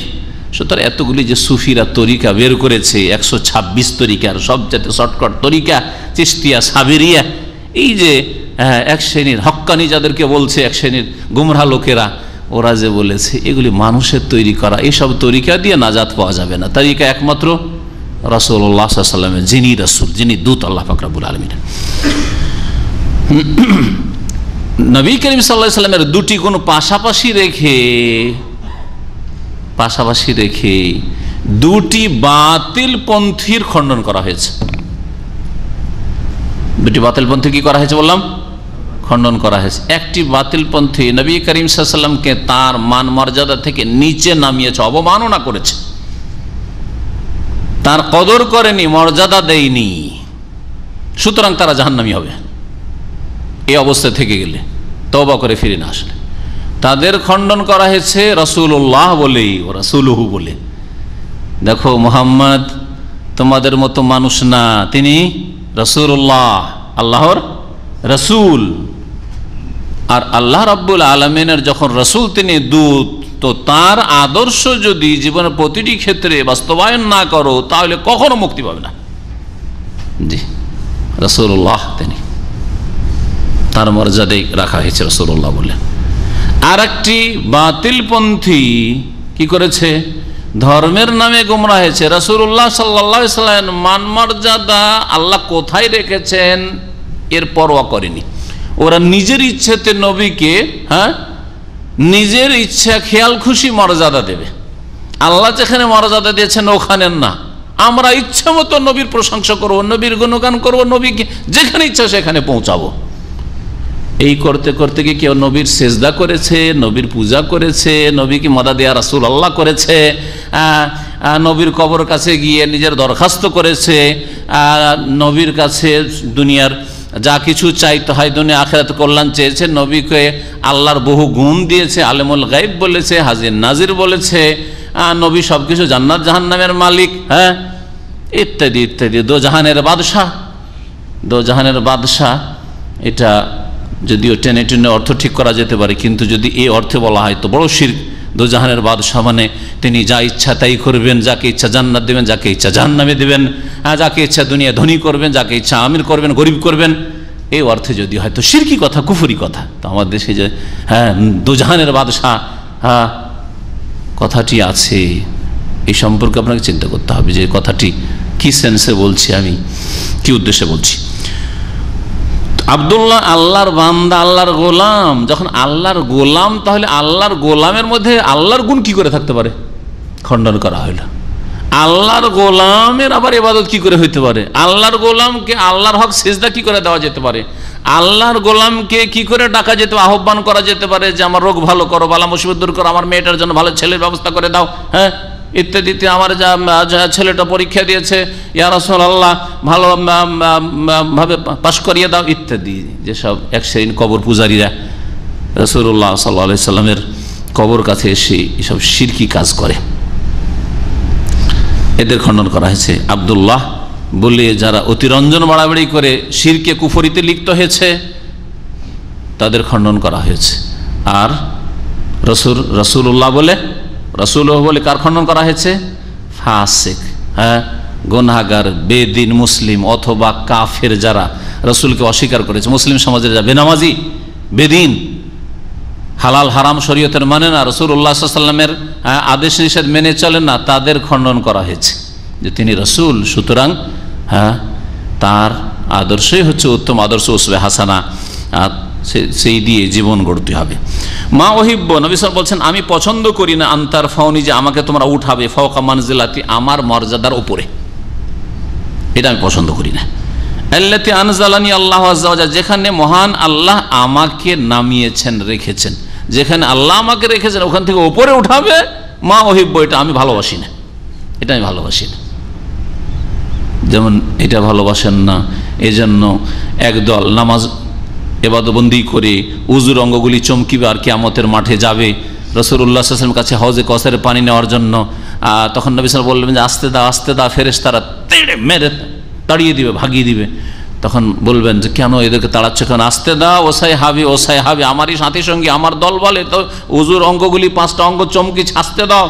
নবী করিম সাল্লাল্লাহু আলাইহি ওয়াসাল্লামকে মালায়েকা ফেরেশতারা বলে ইন্নাকা লা তাদরি মা আহদাসু বাদাক, সহিহ বুখারীতে হাদিস রয়েছে, সহিহ মুসলিমে রয়েছে, হে নবী আপনি জানেন না যে আপনার পরে এরা কি নতুন নতুন ধর্ম পালন করেছে, আপনার নিয়ে আসা দিন পালন করে নাই। রাসূলুল্লাহ সাল্লাল্লাহু আলাইহি ওয়াসাল্লাম নিয়ে আসা ধর্ম কবর মাজার পূজা নয়, মিলাদ করা নয়, শবে বরাত করা নয়, আর শবে মেরাজ করা নয়। রাসূলুল্লাহ সাল্লাল্লাহু আলাইহি ওয়াসাল্লাম নিয়ে আসা ধর্ম সুফিবাদ নয়, পীর মুরিদের ব্যবসা নয়, তাবিজের ব্যবসা নয়, এসব নয়। রাওয়াহুন নাসাই, হাদিস ইমাম নাসাই রাহমাতুল্লাহ আলাইহি বর্ণনা করেছেন বিসানাদিন জাইয়্যিদ, উত্তম সনদে। আল্লাহ রাব্বুল আলামিন নবী মুহাম্মদ সাল্লাল্লাহু আলাইহি ওয়াসাল্লামকে কোরআনে কারীমের কয়েকটি এমন ক্ষেত্রে, যেই ক্ষেত্রগুলি হচ্ছে সবচেয়ে উত্তম ক্ষেত্র রাসূলুল্লাহ সাল্লাল্লাহু আলাইহি ওয়াসাল্লামের জন্য, ওই সব উত্তম ক্ষেত্রগুলিতে উত্তম বিষয়গুলি বর্ণনা করতে গিয়ে আল্লাহ রাব্বুল আলামিন নবী করিম সাল্লাল্লাহু আলাইহি ওয়াসাল্লামকে আবদ বলে, গোলাম বলে, দাস বলে আখ্যায়িত করেছেন। যেমন সূরা ফুরকানের প্রথম আয়াতে আল্লাহ পাক বলছেন তাবারাকাল্লাযী নাযাল আল ফুরকান আলা আবদিহি, কোরআন নাজিল করা, কোরআন নাজিল হয়েছে কার উপর? এই ভাগ্য একমাত্র একজন ব্যক্তির জুটেছে, তিনি হচ্ছেন সাইয়্যিদুল মুরসালিন খাতামুন নবীয়্যিন মুহাম্মদ রাসূলুল্লাহ সাল্লাল্লাহু আলাইহি ওয়াসাল্লাম, ঠিক কিনা? বরকতময় সেই সত্তা তাবারাকাল্লাযী নাযাল আল ফুরকান, আল ফুরকান আল কোরআন নাজিল করেছেন আলা আবদিহি, তার বান্দা, তার গোলামের উপর। তো গোলাম কথাটি ছোট কথা না, সহজ ভাষায় যদি বুঝাইতে হয়, একটা হচ্ছে গরিবের বাড়ির হ্যাঁ কাজের ছেলে, হ্যাঁ চাকর, গরিবের বাড়ির চাকর, একটা সাধারণ লোক কোন রকম খাই দায়, তারপর একটা চাকর রেখেছে বাড়িতে, একটা কাজের মেয়ে কাজের ছেলে রেখেছে, ওর বাড়ির চাকর। আর একটা হচ্ছে রাষ্ট্রপতির বাড়ির চাকর, প্রধানমন্ত্রীর বাড়ির চাকর সমান, হ্যাঁ রাজার বাড়ির চাকর, মানে সৌদি আরব ধরা রাজার বাড়ির চাকর, হ্যাঁ বাদশাহ সালমান হাফেজাহুল্লাহ তার বাড়ির একটা চাকর, হ্যাঁ তার যে মান মর্যাদার ব্যাপার স্যাপার, তার আর যতই আপনি পয়সা লাহন না কেন ওখানে টিকতে পারবেন, অথচ ওর নাম চাকর, আপনার নাম আমার নাম হয়তো চাকরও না, ঠিক না? তাহলে চিন্তা করেন রাসূলুল্লাহ সাল্লাল্লাহু আলাইহি ওয়াসাল্লাম কে আল্লাহ রাব্বুল আলামিন আবদ বলেছেন। কার আবদ? আল্লাহর খাস বান্দা। আবার তাও যদি আবার স্পেশাল চাকর হয়, বাড়ির রাষ্ট্রপতি, প্রধানমন্ত্রী, বাদশার বাড়ির স্পেশাল চাকর, যার হাতে সবগুলি গেটের চাবি, সবগুলি গেটের চাবি। হ্যাঁ যখন রাষ্ট্রপতি বাড়িতে ঢুকেছে তাড়াতাড়ি চাবি খোলা কার কাজ? ওর সব তার হাতে। যদি এরকম যদি হয় তাহলে চিন্তা করুন আপনি। তারপরে যখন ইসরার কথা, নৈশ ভ্রমণ, নবী করিম সাল্লাল্লাহু আলাইহি সাল্লামকে নিয়ে যাওয়া হচ্ছে বাইতুল মুকাদ্দাসে, প্রথম নিয়ে যাওয়া হচ্ছে মক্কা থেকে। ওই ক্ষেত্রে সূরা বনী ইসরাঈল প্রথম আয়াত সুবহানাল্লাযী আসরা বিআবদিহি, পাক পবিত্র সেই সত্তা যিনি রাতারাত নিয়ে গেছেন, হ্যাঁ, নৈশ ভ্রমণ করিয়েছেন। কাকে? বেআবদেহি, তার বান্দাকে। কাকে? মুহাম্মদ সাল্লাল্লাহু আলাইহি ওয়াসাল্লাম তার বান্দাকে। মিনাল মসজিদুল হারাম ইলাল মসজিদুল আকসা, মসজিদ হারাম থেকে মসজিদ আকসা পর্যন্ত। আবার তারপরে আকাশ পথে যে নিয়ে গেছেন ওই ক্ষেত্রেও গোলাম শব্দটি ব্যবহার করেছেন। সূরা নাজমে দেখুন, ফাআউহা ইলা আবদিহি মা আউহা। এখানে এক আকাশ পথে 7 আসমানের উপর আল্লাহ পাক নিয়ে যাচ্ছেন নবী করিম সাল্লাল্লাহু আলাইহি ওয়াসাল্লামকে, হ্যাঁ, ফেরেশতা জিবরাইল আলাইহিস সালামের সাথে। আর তারপরে আবার ওহী আল্লাহ রাব্বুল আলামিন সেখানে গিয়ে 7 আসমানের উপর তার উপর করছেন। এই ক্ষেত্রে বলছে ফাআউহা ইলা আবদিহি মা আউহা, তার বান্দার প্রতি ওই মেরাজে নিয়ে গিয়ে 7 আকাশের ওপরে ওহী করলেন, যা আল্লাহ ওহী করতে চাইলেন। মা কাযাবাল ফুয়াদ মা রাআ ইত্যাদি। তাহলে এখানে মেরাজের বিষয় রয়েছে আর ওহীর বিষয়। ওহী দিয়ে আল্লাহ পাক নবী করিম সাল্লাল্লাহু আলাইহি ওয়াসাল্লাম সেখানেও গোলাম বলেছেন। তারপরে নবী করিম সাল্লাল্লাহু আলাইহি ওয়াসাল্লামের পক্ষ থেকে আল্লাহ রাব্বুল আলামিন প্রতিরোধ করছেন, ডিফেন্স করছেন আর চ্যালেঞ্জ করছেন মানব জাতি যারা অবাধ্য তাদেরকে।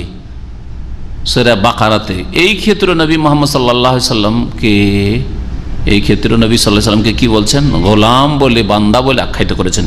ওয়া ইন কুনতুম ফি রাইবি মিম্মা নাযালনা আলা আবদিনা, তোমরা যদি সন্দেহ করো, হ্যাঁ, মিম্মা নাযালনা আলা আবদিনা, ওই কিতাবে যা আমি নাযিল করছি আমার বান্দা মুহাম্মদ সাল্লাল্লাহু আলাইহি ওয়াসাল্লামের উপর, কোরআনে যদি সন্দিহান হও, ফাতু বিসূরাতিন মিন মিসলি, তাই ওইরকম একটা সূরা এনে দেখাও।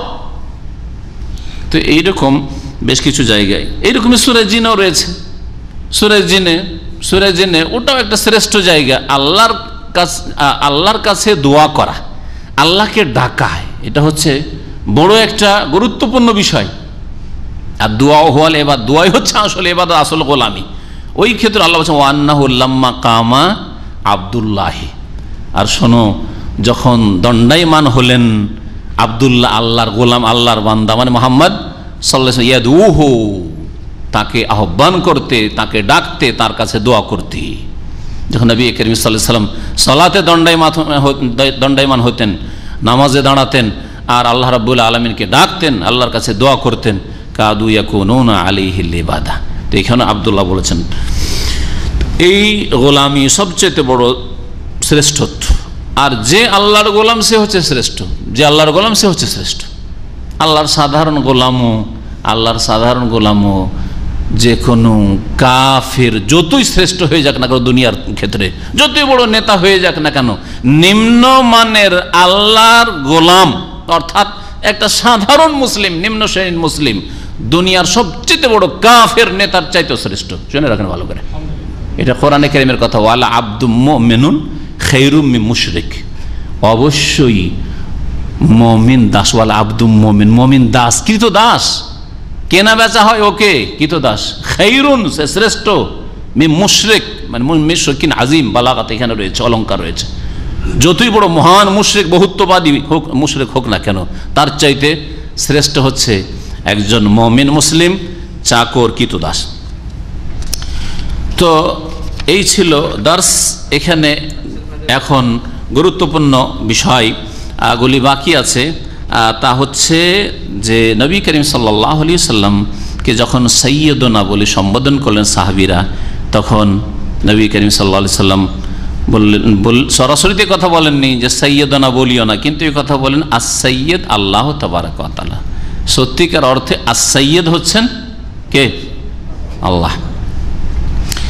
এই জন্য একটি কায়দা মনে রাখেন, আল্লাহর বেশ কিছু নাম দিয়ে মানুষের নামকরণ করা যেতে পারে। সবগুলি নাম দিয়ে না, রহমান দিয়ে চলবে না, খালেক চলবে না, রাজ্জাক চলবে না, যেগুলিতে বেশি অর্থ রয়েছে, ব্যাপক অর্থ রয়েছে। কিন্তু যেগুলিতে অত ব্যাপক অর্থ নেই, মানুষের ক্ষেত্রে ব্যবহার হয়েছে। রহিম, আব্দুর রহিম সবচেয়ে উত্তম নাম, কিন্তু কেউ যদি কারো নাম রহিম রাখে অথবা বলে যে এই ব্যক্তি দয়ালু, এই ব্যক্তি দয়ালু, তো আরবিতে কি বলবেন?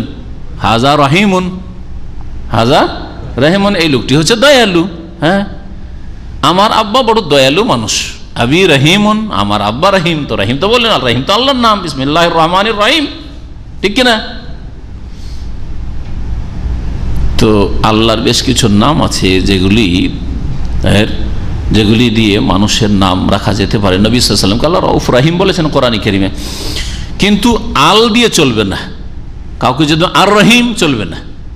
হ্যাঁ, আর রহিম চলবে না। আজিজ, শুধু আজিজ যদি বলেন চলতে পারে, আজিজ, হাজা আজিজ, এই লোকটি হচ্ছে আজিজ। কিন্তু যদি আল আজিজ, এইটা আল আজিজ না, আল আজিজ, আল আজিজ আল্লাহ। যেমন আসসাইয়্যিদ, আসসাইয়্যিদকে আলিফ লাম দিয়ে আল্লাহ। আসসাইয়্যিদ মানে পূর্ণ নেতৃত্ব যার কাছে, পূর্ণ মালিকানা, আসসিয়াদাতুল মুতলাকা, সার্বিক ক্ষেত্রে মালিকানা একমাত্র আল্লাহর কাছে রয়েছে। এই অর্থে শুধু আল্লাহর জন্য প্রযোজ্য। কিন্তু নাকেরা করে যদি বলে সাইয়্যিদুন, হাজা সাইয়্যিদুন, নবী সাল্লাল্লাহু আলাইহি ওয়াসাল্লাম বলছেন হাসান সম্পর্কে, ইবনি হাজা সাইয়্যিদুন, হাদিস মনে পড়লো, সহিহ বুখারীতে হাদিস রয়েছে, ভবিষ্যৎবাণী, এই আমার সন্তান, প্রিয় সন্তান, ইবনি হাজা, আমার এই সন্তান। নাতিকে নবী সন্তান বলেছে, তাহলে বোঝা গেল যে নাতিরা সন্তান। আমার এই সন্তান হচ্ছে সাইয়্যিদ, নবী তো নিজেই সাইয়্যিদ বলছেন, আস-সাইয়্যিদ বলেননি, কিন্তু সাইয়্যিদুন, নেতা, সরদার, মালিক। ওয়া ইন্নাল্লাহা সায়ুসলিহু বিহি বাইনা ফিয়াতাইনি আযীমাতাইনি মিনাল মুসলিমিন, আর এমন সময় আসবে যেই দিন আল্লাহর মুসলিমদের বিশাল দুটি দলের মাঝে এই আমার ছেলের মাধ্যমে মীমাংসা করিয়ে দেবেন। সুবহানাল্লাহ, নবী করিম সাল্লাল্লাহু আলাইহি ওয়াসাল্লাম ভবিষ্যৎবাণী, তার জীবদ্দশায়। আর এর বাস্তবায়ন হচ্ছে খেলাফতের রাশেদা শেষ হয়ে 40 হিজরির পরে আলী রাদিয়াল্লাহু তাআলা ইন্তেকাল, শাহাদাত হয়ে গেল। আর খেলাফতের রাশেদা শেষে 6 মাসের জন্য মাত্র খলিফা হয়েছিলেন হাসান রাদিয়াল্লাহু তাআলা আনহু। দেখেন দুই দিকে বড় ফিতনা হয়ে দাঁড়িয়েছে। এইদিকে মুআবিয়া রাদিয়াল্লাহু তাআলা আনহু নিজেকে সিনিয়র মনে করছেন, যে আলীর পরে আমার চাইতে সিনিয়র আর কি আছে, কারণ আমি দীর্ঘদিন দামেস্কে নেতৃত্বে আছি, ইমারতে আছি। হাসানের চাইতে তিনি নিজেকে যোগ্য কম মনে করলেন না। দেখলেন যে এখন যদি আমি, আমার হাতে খেলাফতের বায়াত হয়ে গেছে ঠিক, কিন্তু একমাত্র শাম দেশের লোকেরা মানে নাই, মুআবিয়া রাদিয়াল্লাহু তাআলার পক্ষে আছে। এখন যদি আমি শক্ত হয়ে থাকি তাহলে ওইদিকেও সেই ছাড়বে না, আর ওরাও হয়তো আনুগত্য আমার করবে না। দুই দলে মারামারি হবে, লড়াই হবে, আর হাজার হাজার সাহাবা তাবেঈনরা এতে মারা যাবে, মুসলিমকে খুন করবে না, এটা চাই না। তখন তিনি ছেড়ে দিলেন নিজে থেকে, যে আমাকে ভালো লাগে না এইসব নেতৃত্ব, খেলাফত ভালো লাগে না, মুআবিয়া তুমি নিয়ে নাও, তুমি নিয়ে নাও। নবী সাল্লাল্লাহু আলাইহি ওয়াসাল্লামের ইন্তেকালের কতদিন পরে বাস্তবায়ন হচ্ছে ভবিষ্যৎবাণীর? 30 বছর পরে, 30 বছর পরে। জি, 10ম হিজরি পর্যন্ত নবী সাল্লাল্লাহু আলাইহি ওয়াসাল্লাম থাকলেন, তারপরে 30 বছর খেলাফত থাকলো। ওখানে সাইয়্যিদ বলেছেন। সাইয়্যিদ আরও কিছু হাদিসে উল্লেখিত হয়েছে, 3টি হাদিস আরও শোনায়। নবী সাল্লাল্লাহু আলাইহি ওয়াসাল্লাম নিজের সম্পর্কে, আনা সাইয়্যিদু ওয়ালাদে আদম, আদম সন্তানের আমি হচ্ছি সাইয়্যিদ, ওয়ালা ফাখরা, কিয়ামতের দিন আমি সরদার হব, সাইয়্যিদ হব কিয়ামতের দিনে, ওয়ালা ফাখরা, এটা কোনো অহংকারের বিষয় নয়। নিজেকে সাইয়্যিদ বললেন না, বললেন না, নবী সাল্লাল্লাহু নিজেকে সাইয়্যিদ বলছেন। অথচ যখন সাহাবী বললেন আনতা সাইয়্যিদুনা, তখন বললেন আস-সাইয়্যিদ আল্লাহু তাবারাকা ওয়া তাআলা। তো পারস্পরিক বিরোধী মনে হচ্ছে, তাই না? বিরোধী হাদিস মনে হচ্ছে না? পরস্পর সমন্বয়গুলি বলবো। আরেকটি হাদিস রয়েছে, নবী করিম সাল্লাল্লাহু আলাইহি ওয়াসাল্লাম খন্দকের যুদ্ধে তার এক প্রখ্যাত সাহাবী মুআজ, সাদ বিন মুআজ রাদিয়াল্লাহু তাআলা আনহু আহত হয়েছিলেন। আর তার মাধ্যমে আল্লাহ রাব্বুল আলামিন চেয়েছিলেন যে এই যে কোরাইজা গোত্র বিশ্বাসঘাতকতা করলো, আর কোরাইজাদের মিত্র বংশ ছিল এই সাদ বিন মুআজের বংশ, তারা রাজি হয়েছিল যে ঠিক আছে, অবরোধ যখন করা হলো কোরাইজা গোত্রের ইহুদিদের, তখন তারা রাজি হয়েছিল যে আমাদের মিত্র গোত্রের সাদ বিন মুআজ যেটা বিচার করে দিবে সেটাই মেনে নেব। যখন সাদ বিন মুআজ রাদিয়াল্লাহু তাআলা আনহুকে কোরাইজা গোত্রের ওখানে নিয়ে যাওয়া হলো, তখন গাধার পিঠ থেকে নামানোর ক্ষেত্রে নবী করিম সাল্লাল্লাহু আলাইহি ওয়াসাল্লাম বললেন কুমু ইলা সাইয়্যিদিকুম। নবী সাল্লাল্লাহু আলাইহি ওয়াসাল্লাম আগে থেকে বসে আছেন, সেখানে মীমাংসা হবে, যে ফয়সালা সাদ বিন মুআজ করবে সেটা ইহুদিরা মেনে নেবে, আমরাও মেনে নেব। ইহুদিদের মিত্র গোত্রের সাদ বিন মুআজ, আর সাদ বিন মুআজ রাসূলুল্লাহ সাহাবী, ঠিক আছে আমার সাহাবী এই সাদ বিন মুআজ যা ফয়সালা করবে তাই তোমরাও মানবে, আমরাও মানব, ঠিক আছে।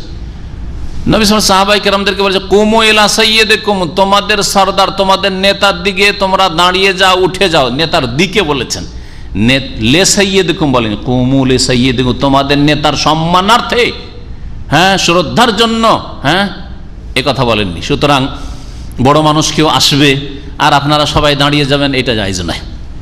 সবাই দাঁড়িয়ে যাবেন আর বসতে বলবে, তাহলে বসবেন। যেমন আজকাল রাজনৈতিক নেতারা আসলে সবাই দাঁড়িয়ে যায়, আর তারপরে বসেন, তখন বসলেন, এটা জায়েজ নয় শরীয়তে। নবী সাল্লাল্লাহু আলাইহি ওয়াসাল্লাম ঘৃণা করতেন, সাহাবারা এই জন্য নবী সাল্লাল্লাহু আলাইহি ওয়াসাল্লামকে দেখলে দাঁড়াতেন না, যখন নবী সাল্লাল্লাহু আলাইহি ওয়াসাল্লাম এসে হাজির হন কোনো মজলিসে দাঁড়াতেন না, তারা বসেই থাকতেন।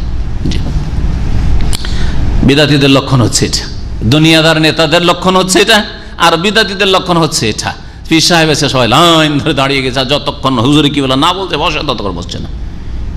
কিন্তু আমাদের যতই বড় আলেম হয়ে যাক, কোরআন সুন্নাহ আলেমরা কখনো আপনার দাঁড়ানো পছন্দ করবে না, যে দাঁড়িয়ে যাবেন দেখে।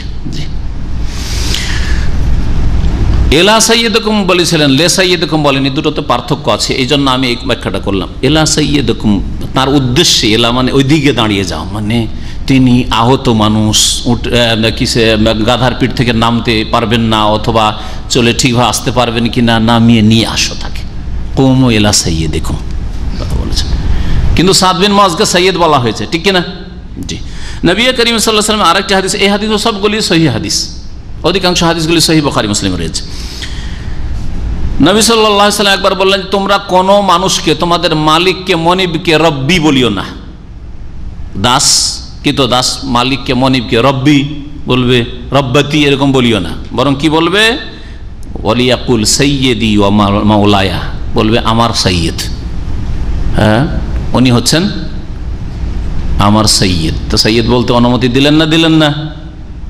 মাওলায়া এবং আমার মালিক, মাওলায়া বলবে আমার মালিক, তাই মাওলায়া মাওলানা, মাওলায়া এক বচন, আমার মালিক, আর মাওলানা মানে আমাদের মালিক, এইরকম বলা নবী করিম সাল্লাল্লাহু আলাইহি ওয়াসাল্লাম অনুমতি দিলেন।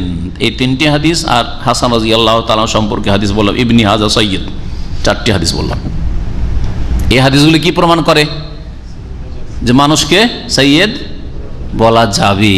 আর নবী করিম সাল্লাল্লাহু আলাইহি ওয়াসাল্লামকে যখন আনতা সাইয়্যিদুন, আপনি আমাদের সাইয়্যিদ মালিক, তখন নবী সাল্লাল্লাহু আলাইহি ওয়াসাল্লাম কি বললেন? সরাসরি এই কথা বললেন না যে এই কথা বলিও না, কিন্তু বললেন আস-সাইয়্যিদ, সত্যিকার অর্থে সাইয়্যিদ হচ্ছেন কে? আল্লাহ তাবারাক ওয়া তাআলা।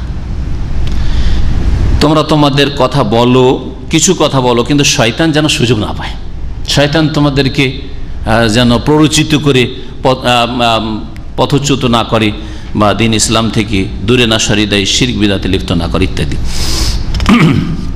সমন্বয় কি হতে পারে? এই সমন্বয় সম্পর্কে কয়েকটি কথা বলা হয়েছে। প্রথম হচ্ছে যে নবী সাল্লাল্লাহু আলাইহি ওয়াসাল্লামের নিষেধাজ্ঞা হচ্ছে অপছন্দনীয়, হারামের জন্য নয়। একবার হারাম সাইয়্যিদ বলা মানুষকে না, অপছন্দনীয় কাউকে সাইয়্যিদ বলা অথবা মাওলা বলা, মাওলায়া মাওলানা বলা হারাম নয়, তবে মাকরুহ, অপছন্দনীয়। একদল বলেছেন ওলামা, আদবের খেলাফ। আল্লাহ হচ্ছেন মাওলানা, আনতা মাওলানা, সুতরাং উত্তম হচ্ছে আল্লাহ কি মাওলানা বলেন, আল্লাহ কি সাইয়্যিদনা বলেন, মানুষকে বলিয়েন না, এটা হচ্ছে উত্তম। আর যেখানে বৈধতার হাদিস আছে বলবেন যে জায়েজ, জায়েজ, নবী সাল্লাল্লাহু আলাইহি ওয়াসাল্লাম যে অনুমতি দিয়েছেন তার মানে জায়েজ রয়েছে। দুই নম্বর সমন্বয় হচ্ছে যে নিষেধাজ্ঞা কখন আরোপ হবে? যখন বাড়াবাড়ি, অতিরঞ্জনের আশঙ্কা আছে। দেখছেন যে এই লোক সাইয়্যিদনা বলে অতিরঞ্জন করতে চায়, বাড়াবাড়ি করতে চায়, না, নিষেধ। ফিতনার আশঙ্কা, যেই ব্যক্তি অতিরঞ্জন বাড়াবাড়ি করে গোমরাহ হইতে পারে, এটা একটা গোমরাহির রাস্তা। অতি ভক্তি হচ্ছে বিদাতির লক্ষণ। আমি এটা আমার নিজের বানানো। ধর্মের ক্ষেত্রে যে অতি ভক্তি হয় তাহলে মুশরিক আর বিদাতির লক্ষণ, আর যদি দুনিয়ার ক্ষেত্রে অতি ভক্তি হয় তাহলে চোরের লক্ষণ। ট্রেনে বাসে সফর করছেন, একবার চা এনে দিচ্ছে, একবার বিস্কিট এনে দিচ্ছে, একবার মিষ্টি এনে দিচ্ছে, একবার পান এনে দিচ্ছে, এত কেন খাতির, পানি এনে দিচ্ছে, এত কেন খাতির, চোরের লক্ষণ। সাবধান, কখন পকেট মারবে আপনার হয়তো। জি হ্যাঁ, জি হ্যাঁ, দিবে কিছু হয়তো ওই খাবারের মধ্যে, আর না দিলে আরো কিছু করতে চাই। আজকে আপনার খুব খাতির টাতির করলে যাতে ওর বাড়ি যান আপনি, বা ওর সাথে ব্যবসা বাণিজ্যে শরিক হন, দূর পর্যন্ত ওর টার্গেট আছে, ও 2-4 পয়সা নিয়ে যেতে চায় না, অনেক কিছু আপনার কাছ থেকে আদায় করতে চায়। জি হ্যাঁ, যেন আমাদের এই ভাইয়ের কাছ থেকে মাশাআল্লাহ তাবারাকাল্লাহ দিন ইসলামের এই কাজ করব, সেই কাজ করবো, এই কাজ করবো, সেই কাজ করবো, তারপরে যা করলো তা করলো। যারা জানেন তারা জানে, যারা জানিয়েন না জানিয়েন না। জি হ্যাঁ। আর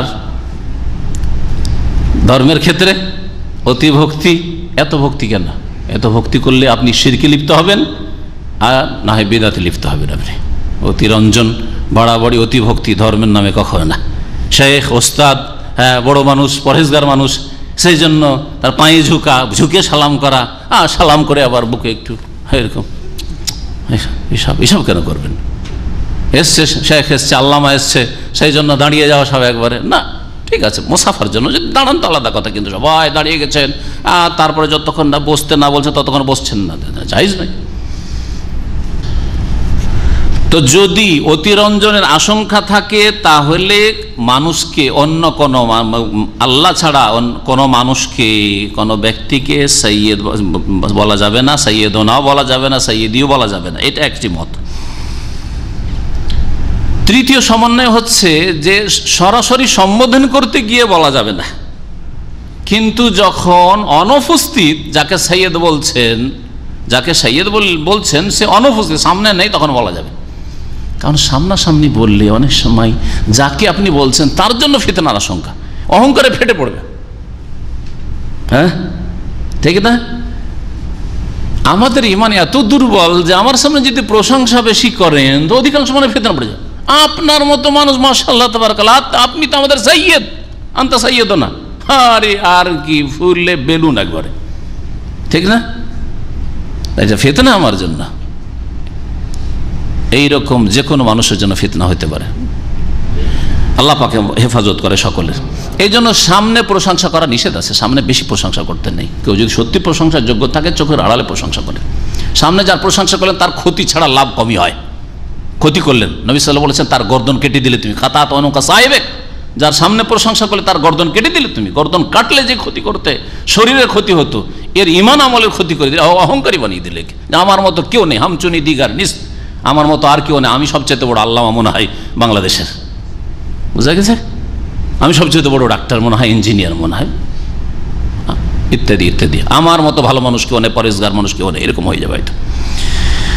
কিন্তু অনুপস্থিতিতে সৈয়দ বলা জায়েজ, এটা হচ্ছে তৃতীয় সমন্বয়। অনুপস্থিতি, উপস্থিত নাই ওই ব্যক্তি, আমাদের ধরে নেন একজনের কথা বলছেন, ভালো শেখ সালেহুল ফৌজান, মাশাআল্লাহ, হুয়া সৈয়দনা, আজকাল আমাদের একজন ভালো নেতা, আলেম, জি হ্যাঁ, এরকম বলছেন, চোখের আড়ালে বলছেন, অসুবিধা নেই, এতে ওনার জন্য অত ফিতনার বিষয় নেই, যে কোনো মানুষের জন্য কারো ফিতনার বিষয় নেই। যদি আল্লাহর নেক বান্দা যারা সত্যিকার আলেম তাদের সামনে বললে অনেক সময় ফিতনা হয় না, কিন্তু ফিতনার আশঙ্কা আছে যে কোনো ব্যক্তি সম্পর্কে। শাইখ ইবনে উসাইমিন রাহমাতুল্লাহ আলাইহি তিনটি সমন্বয় অন্যান্যদের ব্যাখ্যা নকল করার পরে তিনি বলছেন যে এই সমন্বয়গুলি না বলে ওয়া যাহির আন্নাহু লা তাআরুযা আসলান, এই যে অধ্যায়ে যে হাদিস নবী সাল্লাল্লাহু আলাইহি ওয়াসাল্লামকে যখন আনতা সাইয়্যিদুনা বলা হলো তখন নবী সাল্লাল্লাহু আলাইহি ওয়াসাল্লাম বললেন আস-সাইয়্যিদ আল্লাহু তাবারাকা ওয়া তাআলা, আর যে হাদিসগুলি বিরোধী 3-4টা হাদিস বললাম, বলছেন যে বাহ্যিক বিরোধীর আসলে কোনো বিরোধ নেই, এই হাদিসগুলিতে কোনো বিরোধ নেই। কেমন করে বিরোধ নেই? বলছে যে লিআন্নাহু সাল্লাল্লাহু আলাইহি ওয়াসাল্লাম আযানা লাহুম আন ইয়াকুলু বিকাউলিহিম, নবী সাল্লাল্লাহু আলাইহি ওয়াসাল্লাম কিন্তু, আমি ইঙ্গিত করেছি, সরাসরি নিষেধ করলেন না, বলেননি এই কথা যে তোমরা লা তাকুলু সাইয়্যিদুনা, তোমরা সাইয়্যিদুনা বলিও না, এই কথা বলেছেন কি? বরং বলেছেন কি আস-সাইয়্যিদ, আস-সাইয়্যিদ আলিফ লাম দিয়ে, কে? আল্লাহ। বরং তাতে ইশারা ইঙ্গিত অনুমতি আছে, কুলু বিকাউলিকুম, তোমাদের কথা বলো, আও বাযা কাউলিকুম, অথবা আংশিক এসব এই ধরনের কথা বলো, কিন্তু শয়তান যেন সুযোগ না পায়, শয়তান যেন সুযোগ না পায়, সাইয়্যিদুনা বলতে বলতে কোথা থেকে কোথায় উঠিয়ে দিয়ে বসে আছো, এইরকম যেন না হয়। তাহলে কি করেছেন? লাকিন নাহাহুম আনিল গুলু, নাহাহুম আনিল গুলু, বাড়াবাড়ি অতিরঞ্জন থেকে নিষেধ করেছেন। যেমন আস-সাইয়্যিদ আলিফ লাম দিয়ে বলা, কারণ সাইয়্যিদ মানে কি বলছেন? লিআন্না আস-সাইয়্যিদ আল মুতলাক, সার্বিক ক্ষেত্রে মালিকানা কার? আল্লাহ রাব্বুল আলামিনের জন্য। এজন্য নবী সাল্লাল্লাহু আলাইহি ওয়াসাল্লাম বলেছেন আস-সাইয়্যিদ, সার্বিক মালিক হচ্ছে আল্লাহ তাবারাকা ওয়া তাআলা। তো আস-সাইয়্যিদ বলবেন না, যেমন কাউকে আর রহিম বলবেন না, যতই দয়ালু হোক না কেন, হ্যাঁ, যতই ধৈর্যশীল হোক। হাজা রাজুলুন হালিমুন, ধৈর্যশীল, হাজা রাজুলুন সাবুরুন, সাবেরুন, ধৈর্যশীল, সাবুর, মোবালাগা শিখা দিয়ে বলেন, কিন্তু যদি বলেন আস-সাবুর, আল্লাহর নাম একটি আস-সাবুর, অতি ধৈর্যশীল, হ্যাঁ, আল হালিম আল্লাহর নাম, আল হালিম মানুষকে বলা যাবে না, কিন্তু যদি হালিম যদি বলেন রজুলুন হালিম, হ্যাঁ, সহিষ্ণু মানুষ, ধৈর্যশীল মানুষ, সহনশীল মানুষ, ঠিক আছে হালিম, কিন্তু আল হালিম বলা যাবে না, ওই রকম সৈয়দ বলা যাবে না। তারপরে আর একটা জিনিস রয়েছে যেটা বলছেন এখানে শেখ, সেটা হচ্ছে যে সৈয়দনা বলবেন যেই লোকটিকে, সেই লোকটা যেন এই ভাষা আপনার এই বাক্যটার যোগ্য হয়, এটা পাওয়ার যোগ্য হয়। আপনি আবার দুনিয়ার গরজে অতিরঞ্জন বাড়াবাড়ি করে বলবেন না, অসৎ লোককে বলবেন না, ফাসেককে বলবেন না, কাফেরকে বলবেন না, মুনাফিককে বলবেন না। কাফেরকে বলছেন আনতা সৈয়দনা, আরে যদি বলেন সৈয়দনা আবু বকর, সৈয়দনা ওমর, মেসুরিরা বলে এই টার্মগুলো না, সৈয়দনা উসমান, সৈয়দনা আলী, সৈয়দনা হাসান, সৈয়দনা হুসাইন, সৈয়দনা আবু হুরায়রা, তো ঠিক আছে জায়েজ। কিন্তু যদি একটা কাফের মুনাফিককে কেউ যদি বলে, হ্যাঁ, যে সৈয়দনা হচ্ছে আমাদের বলেন ওই রকম একেবারে বড় নাস্তিকগুলি বলেন না, কিন্তু একটু ধরেন ওইরকমগুলি বলেন, হ্যাঁ, যারা অনেক পাপে অলিপ্ত আছে এইরকম ধরেন নাম, আর নাম বলে তো আবার কষ্ট লাগবে, যে কোনো নাম একটা ধরিলেন যে অনেক পাপে লিপ্ত আছে, দেশে সুদের অনেক কারবার, সুদ ঘরে ঘরে সুদ পৌঁছে দিয়েছে, আর সে একটা প্রাইজ পেয়ে গেল কাফেরদের কাছ থেকে, এই জন্য আমাদের দেশের গর্ব, আমাদের দেশের সৈয়দ হোনা করে দিলেন ওকে। মানে ভাই আপনি অন্যায় কাজ করলেন এটা। তো বলছেন যে কোনো ফাসেককে বা কাফেরকে বলা যাবে না, ফালা ইউকালু লিফাসিকিন আও জিন্দিক, বিদিন বেধর্মীকে বলা যাবে না। নবী করিম সাল্লাল্লাহু আলাইহি ওয়াসাল্লাম একটি হাদিস মুসনাদ আহমদে রয়েছে, আবু দাউদে রয়েছে, আর ইমাম বুখারী আদাবুল মুফরাদে হাদিসটি উল্লেখ করেছে, লা তাকুলু লিল মুনাফিক সাইয়্যিদ, কোনো মুনাফিককে সাইয়্যিদ বলিও না, এটা মুনাফিক লোক, আর ওকে বলছেন সাইয়্যিদ, দুনিয়ার গরজ আপনি। ফাইন্নাকুম ইযা কুলতুম যালিক, কোনো মুনাফিককে, পাপীকে, যেটা একটা বেনামাজি বিদিন লোক, পাপে লিপ্ত, বিভিন্ন পাপ করছে, সিগারেট খাচ্ছে আর আসপাচাম, আনতা সৈয়দনা, আস্তাগফিরুল্লাহ ওয়া আতুবু, কেন বলবেন আপনি? পাপ করে, হারাম খায়, হারাম ব্যবসা করে, ঘুষখোর, আর বলছে আনতা সৈয়দনা। ইযা কুলতুম যালিকা, যদি কোনো মুনাফিককে তোমরা সৈয়দ বলো, আগদাবতুমুল্লাহ, তাহলে আল্লাহকে তোমরা রাগান্বিত করে দিলে, আল্লাহকে তোমরা অসন্তুষ্ট করে দিলে, আল্লাহর গজব হয়, তাহলে আল্লাহ রাগান্বিত হয়ে যান। সুতরাং কোনো পাপিষ্ঠকে এইরকম শ্রদ্ধার বাক্য দেবেন না যেটা হক রাখে না। তবে কোনো নেক লোককে যদি বলেন তো জায়েজ রয়েছে। এই কথাগুলি বিভিন্ন ওলামাদের আপনাদের সামনে নকল করলাম। আশা করি এর মাধ্যমে আমরা আমাদের কথার ক্ষেত্রে, কাজের ক্ষেত্রে আমরা মধ্যম পন্থা অবলম্বন করতে পারবো। আল্লাহ রাব্বুল আলামিন যেন আমাদেরকে তৌহিদ জানার তৌফিক দান করেন, তৌহিদ সম্পর্কে সঠিক জ্ঞান অর্জনের তৌফিক দান করেন, তৌহিদের বাস্তবায়নের তৌফিক দান করেন। আল্লাহ রাব্বুল আলামিন যেন আমাদেরকে সমস্ত রকমের শিরক থেকে, বিদআত থেকে, গুমরাহি থেকে আল্লাহ পাক যেন বাঁচিয়ে রাখেন। আর শিরকের যতগুলি চোরা রাস্তা রয়েছে সমস্ত রাস্তা থেকে আল্লাহ রাব্বুল আলামিন আমাদেরকে বেঁচে থাকার জন্য তৌফিক দান করেন। সুবহান রাব্বিকা রাব্বিল ইজ্জাতি আম্মা ইয়াসিফুন ওয়া সালামুন আলাল মুরসালিন আলহামদুলিল্লাহি রাব্বিল আলামিন।